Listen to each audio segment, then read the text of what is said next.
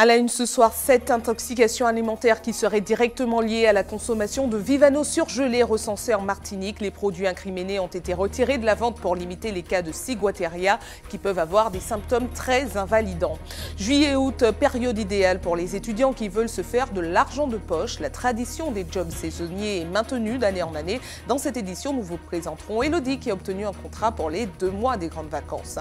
2 nouveaux radars sur les routes martiniquaises perchés à 3,50 m de haut. Ils sont désormais à l'abri des dégradations. Ils ont été installés sur la RN1 au quartier Union au Lamentin. Et puis nous parlerons tendance mode pour ces grandes vacances. Cette année, il faut oser les couleurs flashy pour les maillots de bain.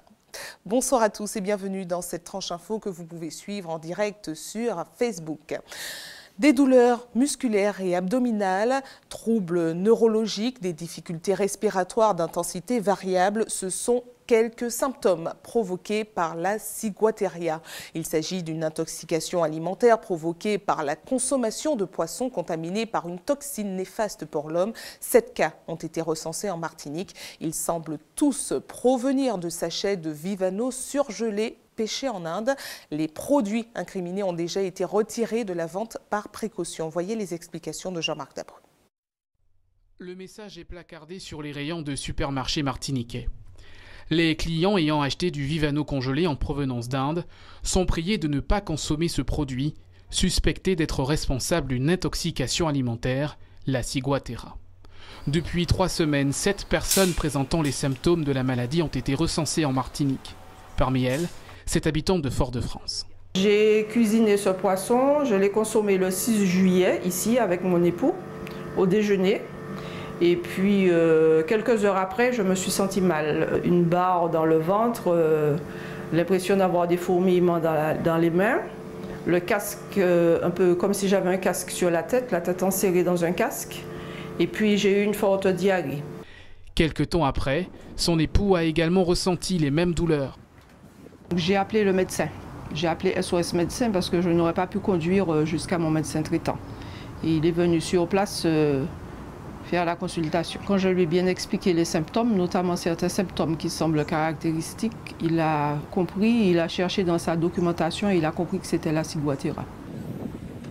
Diagnostic fait par le médecin, un échantillon du produit incriminé est saisi pour analyse par les services de l'État chargés de la sécurité alimentaire. Ici, on se trouve au niveau de la zone de fret et on va se rendre dans un des locaux de notre service, à savoir le poste d'inspection aux frontières. Là-bas, on dispose d'un laboratoire où on pourra faire les prélèvements. C'était le lundi dernier.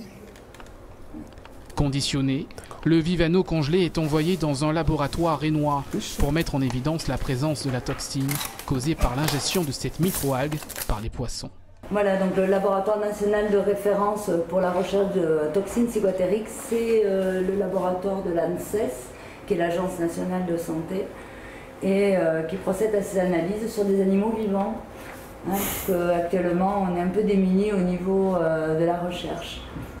Depuis le début de l'année, 3 autres cas de ciguatteria ont été diagnostiqués en Martinique, provenant cette fois-ci de consommation de poissons depuis des marchés locaux. 42 640, c'est le nombre de demandeurs d'emploi recensés en Martinique à la fin du mois de juin. Un nombre en hausse de 1,2% sur 3 mois, soit 500 personnes de plus, toutes catégories d'âge confondues. L'augmentation est de 0,6% sur 1 mois et de 0,3% sur 1 an. Les jeunes de moins de 25 ans et les femmes sont les plus impactés. En comparaison, les chiffres globaux nationaux sont en baisse de 0,1% sur 1 an.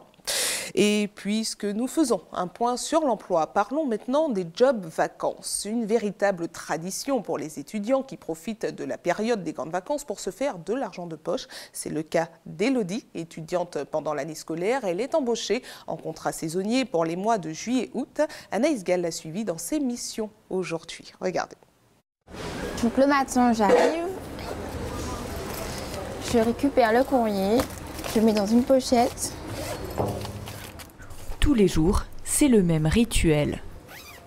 Je récupère le courrier des entreprises qui sont sous contrat et ensuite je vais leur livrer le courrier avant le passage du facteur. Elodie est étudiante infirmière à l'IFSI de Martinique. Pendant les vacances, elle choisit de troquer sa blouse blanche contre ce t-shirt au logo jaune, Cela fait 3 ans maintenant qu'elle travaille ici comme employée saisonnière. Je me suis un peu habituée, je suis un peu factrice, entre guillemets, parce que c'est pas mon vrai métier, je fais mes études. C'est un peu pour m'occuper les 2 mois et avoir un peu d'argent de poche. Si la jeune femme aime revenir chaque année, c'est d'abord pour l'ambiance conviviale. Bonne journée, merci. Mais surtout pour l'autonomie qu'on lui laisse dans son poste. Après avoir récupéré les courriers destinés aux entreprises, elle part seule faire sa tournée en voiture. J'aime bien le contact avec les clients, j'aime bien aussi le fait d'avoir la voiture jeune et puis pouvoir se déplacer un peu partout. Comme Elodie, une 60aine de jeunes sont appelés à venir renforcer les effectifs de la structure en juillet et août. L'occasion de briser les préjugés et pourquoi pas de séduire à plus long terme. C'est vrai qu'avec un pied à l'intérieur, juste pendant 3 semaines, le jeune sera en contact avec beaucoup d'interactions, beaucoup de métiers. Et il verra donc, il pourra aussi poser des questions de l'intérieur. Et ensuite, on a vu des jeunes s'intéresser et venir se présenter à nos formations d'alternance que nous proposons. Donc diplômante pour le CAP DOS qui permet d'embaucher comme facteur, mais également sous les métiers de commerciaux ou bancaires. Cette saison encore, la jeune Martiniquaise a prouvé son efficacité dans ses fonctions de collectrice. L'entreprise projette déjà de faire appel à elle l'année prochaine. C'est bon ? Ok, merci. Bonne journée, à demain. Plus que 5 jours avant le coup d'envoi de la 33e édition du Tour des Yoles Rondes de la Martinique. 16 embarcations sont prévues au départ de la ville de Fort-de-France ce dimanche avec quelques nouveautés cette année.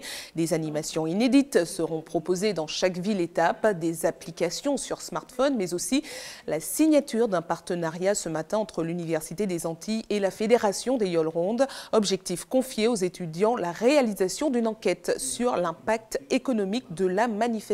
Voyez les précisions d'Alain Dédé, président de la Fédération des Yoles Rondes de Martinique, qui s'exprime face à la caméra d'Anaïs Gall.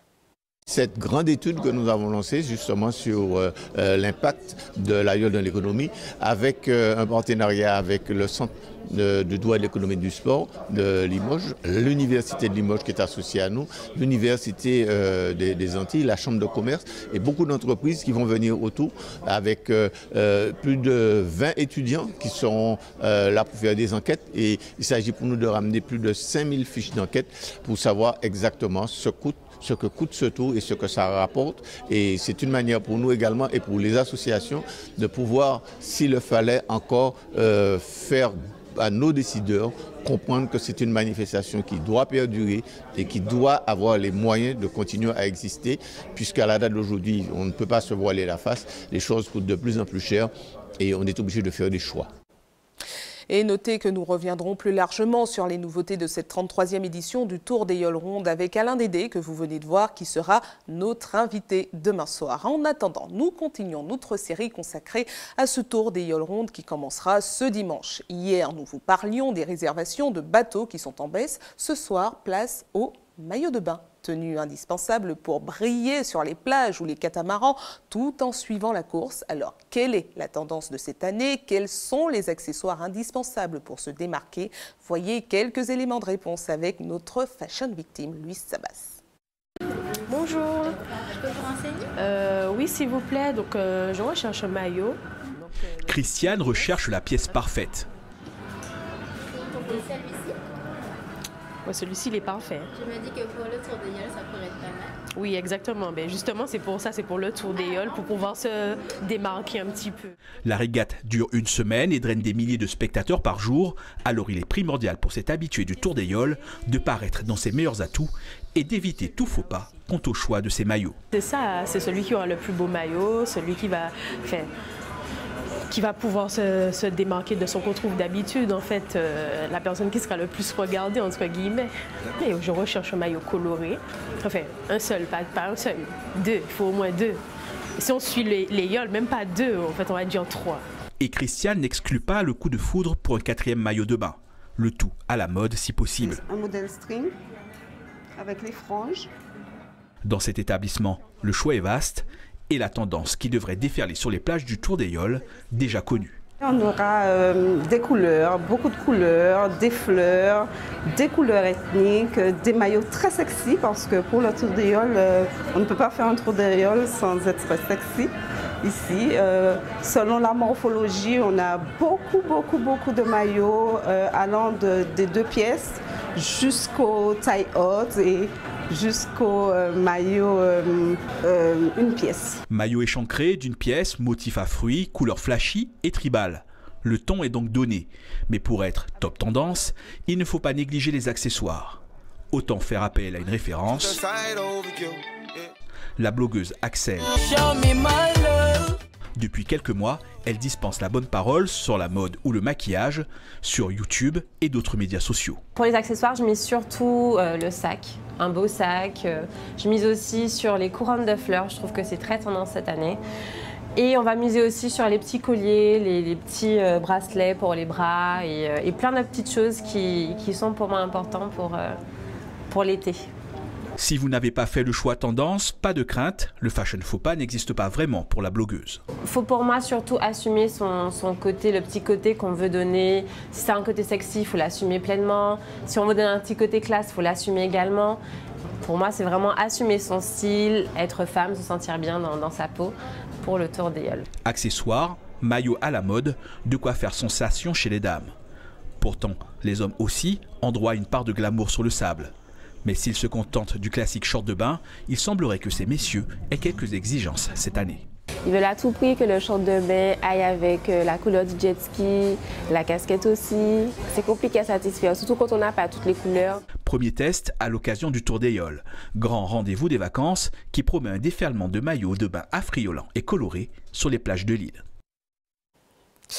Restez avec nous à suivre dans un instant. Nous irons en Guadeloupe avec les habitants du Gosier qui sont une nouvelle fois privés d'eau courante, une situation qui renvoie une très mauvaise image aux touristes en visite dans l'île Sœur. Et puis dans notre JT des communes, nous vous parlerons du patrimoine culinaire du prêcheur, le boyoton.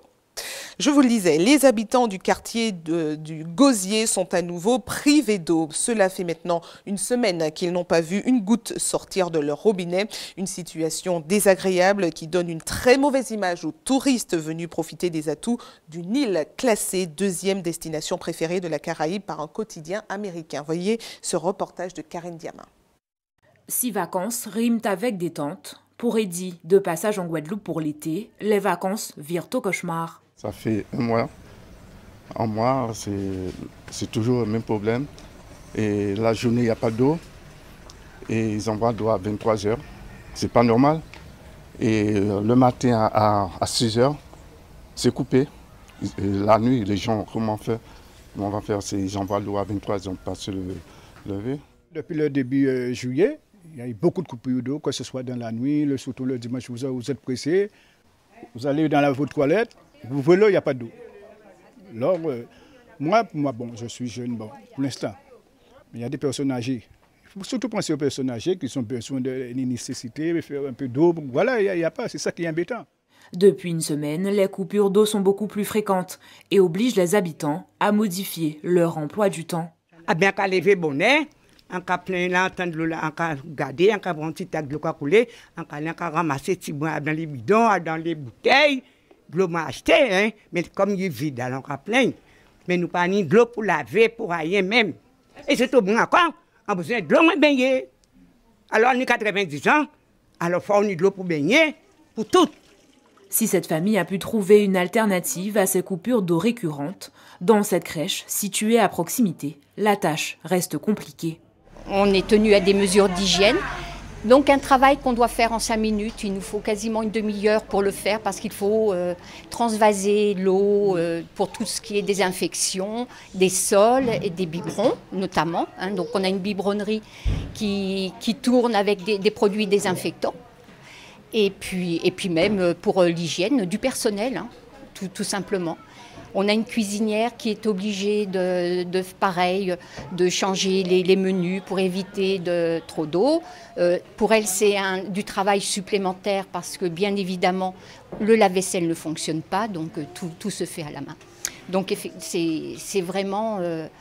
Et on n'a pas de nouvelles. Hein. On n'a rien qui nous dise qu'on va récupérer de l'eau dans la journée ou demain, voire après-demain, parce que c'est quand même une situation qui dure depuis une bonne semaine.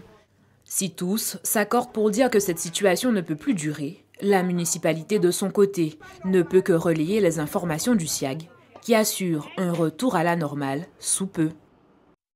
Voilà, il semblerait que j'ai fait un lapsus, c'est bien les habitants d'un quartier de la commune du Gosier en Guadeloupe, puisque le Gosier est bien une commune de l'île de Guadeloupe. Les routes martiniquaises sont équipées de 2 nouveaux radars inaugurés ce matin au quartier Union au Lamentin en présence du préfet. Les nouveaux outils de contrôle de la sécurité routière ont complètement changé d'apparence par rapport à ceux que nous connaissons chez nous. Ils sont placés en haut d'un mât de 3,50 m et sont désormais inaccessibles à ceux qui avaient pris l'habitude de les dégrader et d'obstruer avec des sacs poubelles pour organiser des courses sauvages sur la RN1. Il s'agit pour le préfet de Martinique de lancer un signal fort aux contrevenants. D'autres radars nouvelle génération et plus performants sont actuellement à l'étude et pourraient arriver prochainement sur nos routes. Voyez les précisions recueillies par Jean-Marc Dabreux.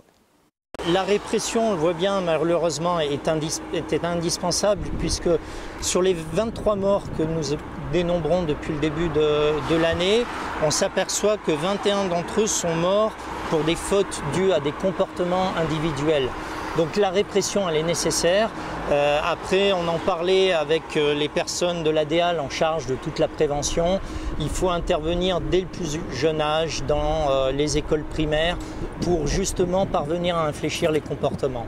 Alors, ces radars viennent en remplacement de radars phase 3 qui sont la même typologie et les mêmes caractéristiques techniques que les radars qui étaient installés. La seule différence, c'est que ces radars sont mis sur mât pour des raisons de sécurité des équipements. Ça permet de limiter les actes de vandalisme et d'incivilité sur les équipements et de pouvoir diminuer très fortement tous ces aspects de dégradation. La programmation de la Nuit des Étoiles revient comme chaque année au Centre de découverte des sciences et de la Terre. Le rendez-vous pour le grand public est fixé ce vendredi à 18h30 à Saint-Pierre. Pour en parler, nous recevons le président du Centre de documentation spécialisé en astronomie, Émile Bidou. Bonsoir. Bonsoir. Merci d'avoir accepté notre invitation. Alors, il s'agit d'une manifestation nationale relayée chez nous. C'est la 27e édition et le thème de cette année est les terres habitables, en écho à la récente découverte d'une nouvelle planète potentiellement habitable. Alors dites-nous en plus déjà. Donc effectivement, ça aura lieu, le CDSA organise une nuit des étoiles le 28 juillet. En métropole, ça se tient sur 3 jours, mais nous allons faire seulement pour le 28. Alors, les terres habitables, c'est quoi? C'est, premièrement, il y a le mot terre, donc ça veut dire que ça, probablement, s'adresse à une planète qui ressemble à une terre, et habitable, eh bien, ça va de soi, c'est une planète sur laquelle la vie aurait pu, les conditions font que la vie aurait pu apparaître sur cette planète. Alors il y a pas mal de conditions quand même à remplir. Et il faut de l'eau déjà, c'est ça? Alors il faut de l'eau, ou un solvant, mais on pense qu'il faut de l'eau liquide. La glace, ça ne marche pas, de l'eau liquide. Il faut du carbone. Le carbone, c'est assez, il permet une chimie très, très complexe, toutes les chaînes moléculaires, et puis il faut un peu d'énergie. Et puis il y a d'autres facteurs qui sont un peu plus subtils que ça. Il faut aussi qu'il y ait une atmosphère. C'est vrai que la Terre n'était pas habitable au début, quand il n'y avait pas d'atmosphère. Et donc c'est un peu la vie et les océans, tout ça, qui ont fait de la vapeur et qui ont créé une atmosphère qui a pu permettre justement le développement de toute la végétation et surtout de maintenir une température compatible avec l'eau liquide, c'est-à-dire la température moyenne de la Terre est de 15 degrés. Mais il faut savoir que s'il n'y avait pas d'atmosphère, la température de la Terre serait de moins 18 degrés. Alors, il y a plusieurs conditions comme ça. Je peux en citer encore une qui paraît intéressante, c'est la régularité des saisons. Et ça veut dire qu'il faut que l'axe de rotation, je ne vais pas être trop technique, mais l'axe de rotation de la Terre soit stable pendant des milliards d'années. Et s'il n'y avait pas la Lune, je dis ça, je dis s'il n'y avait pas la Lune, eh bien peut-être que notre axe de rotation aurait basculé depuis pas mal de temps et que la vie n'aurait pas pu apparaître. Vous voyez, donc il y a énormément de conditions à remplir. Alors, bon, ça va peut-être vous sembler bizarre comme question, mais on parle de planètes habitables pour les humains ou les formes de vie que nous connaissons actuellement, mais peut-être qu'elles sont habitables par d'autres formes de vie. Absolument, et ça on n'en sait absolument rien, mais comme je viens de vous le dire, on présume quand même que, vous savez, dans l'univers, on retrouve toujours à peu près les mêmes molécules. Donc, on se dit que probablement, et que l'eau est quand même vraiment le meilleur solvant qu'on ait trouvé pour que les molécules puissent se combiner, se déplacer. Les molécules que nous connaissons. Voilà, que nous connaissons. Donc tout le matériau organique. Donc, on pense quand même que l'eau a une bonne chance d'être un des facteurs primordiaux pour l'émergence de la vie. Alors, toutes ces questions, hein, ce que nous venons de voir, feront l'objet de conférences ce oui, vendredi donc soir, ouvert au grand public. Oui, c'est bien sûr ouvert au grand public. Hein. Je pense que c'est un sujet qui doit intéresser toutes les personnes. Et donc, deux conférences, une que je ferai moi, et l'autre qui sera faite par M. Hélénon, qui est docteur en astrophysique et qui connaît très bien ce genre de sujet. Alors, en plus de cette manifestation, en complément, on va regarder le ciel, parce que si on fait de l'astronomie, hein, oui. Bien sûr, hein, j'ai oublié de vous le dire, mais donc l'association française d'astronomie qui organise, enfin qui fédère un peu toutes ces manifestations, aujourd'hui il y a 460, à peu près 460 associations qui sont d'accord pour ouvrir leurs portes au grand public. Et donc, c'est l'occasion pour chaque association de présenter un petit peu au grand public ce qu'ils font toute l'année. Et nous, au CDSA, on fait des cours d'initiation et aussi on fait de l'observation. Donc, oui, alors j'allais vous dire, la manifestation est proposée depuis près de 30 ans maintenant. Est-ce que le public a évolué? Est-ce qu'il faut avoir un minimum d'initiation scientifique? Non, pas du tout. On peut aller avec les enfants? Pas du tout. Bien sûr, hein, on peut aller avec les enfants. Toute l'année, le CDSA que nous faisons de cours d'initiation, c'est réservé vraiment au public. On peut trouver des enfants. Enfin, bien sûr, il faut quand même savoir avoir un intérêt pour les planètes. Avoir un intérêt pour les planètes. Hein, mais, donc, c'est ouvert vraiment à tout public. Et le public, on est toujours assez satisfait de la fréquentation. Hein, on ne s'en plaint pas. Bon, alors quelquefois, il ne fait pas beau, quelquefois, il y a des petits incidents techniques, mais globalement, ça se passe bien. Alors, ce vendredi, là, on va regarder le ciel. Qu'est-ce qu'on verra dans le ciel? On verra la Lune. Hein, elle sera immanquable. On est 2 ou 3 jours avant le premier quartier, donc elle sera quand même assez brillante. En dessous, on verra Jupiter. On regardera Jupiter, on a des télescopes. Et on essaiera de regarder les petits satellites de Jupiter. Vous savez, Jupiter a des satellites qu'on appelle galiléens, parce que Galilée, en 1610, a découvert en quelque sorte, tout mis en évidence ces satellites qui tournaient, ils se demandaient ce que c'était. Et donc on les voit, on les verra probablement. On verra aussi Saturne. Saturne, c'est la belle planète aux anneaux. Et en 2017, cette année, c'est l'année favorable pour observer ces anneaux qui sont dans une bonne orientation par rapport à la Terre pour qu'on puisse bien les observer. Voilà, on verra ça. On verra aussi la belle constellation du Scorpion, je ne sais pas si ça vous dit quelque chose, qui ressemble effectivement à un scorpion, avec une belle étoile au milieu, une belle étoile rouge, parce que les étoiles ont quand même un peu des couleurs plus ou moins rougeâtres. Donc on verra Antares, et puis la Croix du Sud, on essaiera. Au nord, on verra la Grande Ourse, bien évidemment, et enfin tout le ciel, qu'on pourra décrire tout le ciel que l'on... De quoi rêver ce vendredi soir. J'espère. Alors, rappelez-nous les horaires, c'est une manifestation gratuite ouverte? C'est gratuit, c'est absolument gratuit. C'est à partir de quelle heure? À partir de 18h30, les conférences commenceront à moins de quart, on va laisser un petit quart d'heure, et jusqu'à 21h30. Très bien, au CDST de Au CDST Saint-Pierre. à Saint-Pierre. Merci à vous d'avoir répondu à nos questions. Parlons maintenant d'une étoile montante de l'info. Virginie Saint-Silly, une Guadeloupéenne de 28 ans, sera le nouveau visage de BFM TV d'ici le 29 juillet prochain. Elle présentera les journaux télévisés à différentes tranches horaires, au moins jusqu'à la fin de cet été. Elle a présenté son parcours et ses ambitions à notre correspondante Solène Boissé. Regardez. Dans 4 jours, elle sera le nouveau visage de l'été sur BFM TV. Alors avant que Virginie troque sa caméra contre un plateau télé, elle va chercher conseil auprès des plus expérimentés pour gérer son appréhension. Il y a beaucoup de lancements que vous écrivez en live sur le plateau, que vous êtes obligé de changer ou de rajouter. Obligé de remettre à jour ou de rajouter s'il y a un élément qui arrive ou s'il y a du nouveau, là ça... Le défi, c'est d'être très carré, très concentré et puis surtout de bien incarner pour les téléspectateurs. Avec un demi-million de téléspectateurs par jour, BFM TV est la chaîne d'information continue en France la plus regardée. Pour cette pointoise, cette deuxième casquette, c'est avant tout une visibilité pour elle, mais aussi pour la Guadeloupe. Outre l'aspect professionnel, ça représente aussi pas mal de choses pour moi à l'échelle guadeloupéenne. parce que je pense que c'est un message à adresser aux jeunes. On peut y aller, quoi. On peut y arriver si vraiment on se donne les moyens, on en a envie. Et pour en arriver là, la jeune femme est allée forger son expérience aux quatre coins du monde. D'Israël à la Thaïlande, en passant par Miami, cette baroudeuse a un bagage bien rempli. Dans ma première école de journalisme, il y avait beaucoup de stages et moi j'ai privilégié l'étranger déjà parce que c'est pas évident de trouver des stages à Paris et puis en plus parce que j'avais envie de voyager. Pour la petite histoire, Israël, c'est juste que j'avais envie de voir par moi-même ce qui se passait là-bas parce que j'en entendais beaucoup parler, mais pour une petite Guadeloupéenne, on ne comprend pas forcément les tenants et les aboutissants de ce conflit, donc j'avais envie d'aller voir sur place. Virginie animera différentes tranches info sur BFM TV à partir de ce samedi 29 juillet. Elle reprendra sa caméra dès le 20 août et espère repartir bientôt sillonner le globe pour de nouvelles expériences. ATV vient à votre rencontre dans vos quartiers, c'est l'heure de votre JT des communes.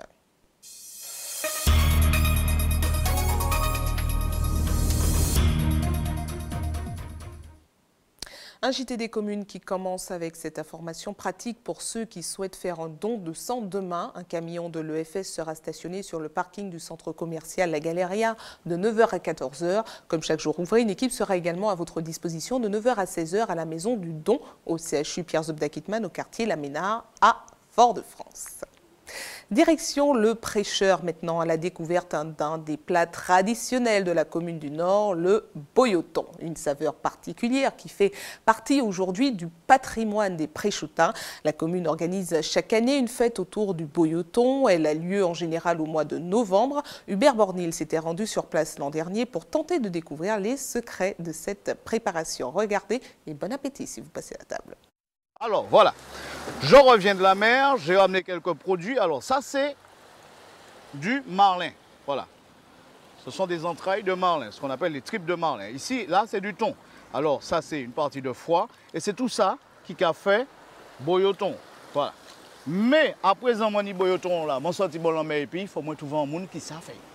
C'est d'un bonjour mon Gabriel. Et mon Gabriel, lui dit moi. Ah, bonjour Madame Gabrielle. Comment vas-tu? Ça peut aller mieux. On m'a dit que c'est ici qu'on peut manger le meilleur boyoton. Je ne sais pas, hein. On a dit, mais c'est pas tout le monde. Hein. Mais au café, bien. On café, mon café traditionnellement. Tu nous montres comment ça se passe? Bien On peut sûr, venir? Oui. Son restaurant est situé à l'entrée du bourg. On ne peut pas le rater, d'autant que Madame Gabrielle est considérée ici comme une valeur sûre. En potomitan, d'ailleurs on peut dire que le boyoton n'a aucun secret pour elle, fille de marin-pêcheur. Mon mari était pêcheur retraité. Ah ben, il revenait avec peut-être 3 ou 4 thons. Il nettoyait déjà au bord de mer. Et il me le portait. Quand il portait, je nettoyais, et puis, mais c'était pas pour vendre. Ben, mon voisin, j'ai préparé ça, je lui donne un peu. Il y a des amis, je vais venir manger au boyoton, mais c'était pas populaire comme ça, c'était pas commercialisé comme ça. Hein. J'ai déjà échaudé, nettoyé et mettre un jarrache par petits morceaux pour la cuisson. Cette partie-là, c'est quoi? Ben, c'est le boyau, les testins, si tu veux. De quel poisson? Ça, c'est du thon.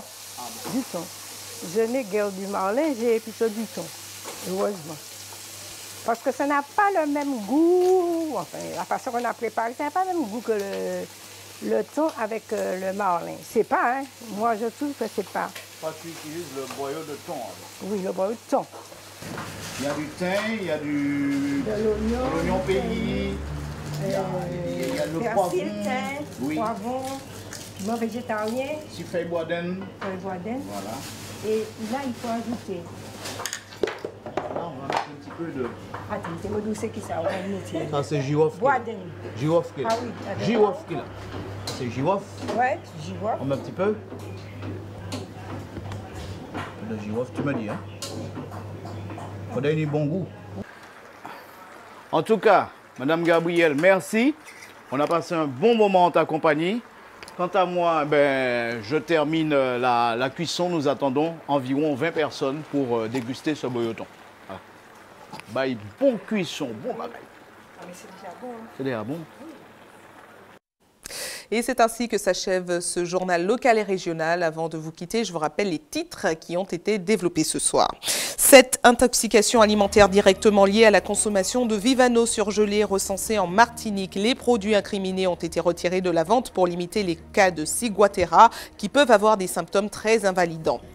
Juillet-août, période idéale pour les étudiants qui veulent se faire de l'argent de poche. La tradition des jobs saisonniers est maintenue d'année en année. Nous vous avons présenté Elodie qui a obtenu un contrat à la poste pour les 2 mois des grandes vacances.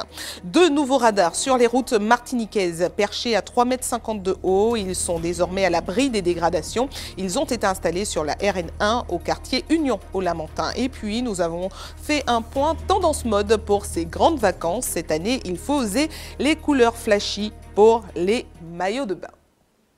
Restez sur ATV, retrouvez tout de suite une rediffusion de l'émission Destin d'Outre-mer avec un portrait de Lucien Jean-Baptiste. Sa première étoile a fait plus d'1 million d'entrées au cinéma. Mes films font rêver des millions de gens. C'est à redécouvrir à 19h40, suivi à 20h de 2 épisodes de la série Flash. Je vous retrouve avec plaisir demain soir dès 18h50 pour les titres. Bonne soirée avec nos programmes et à demain.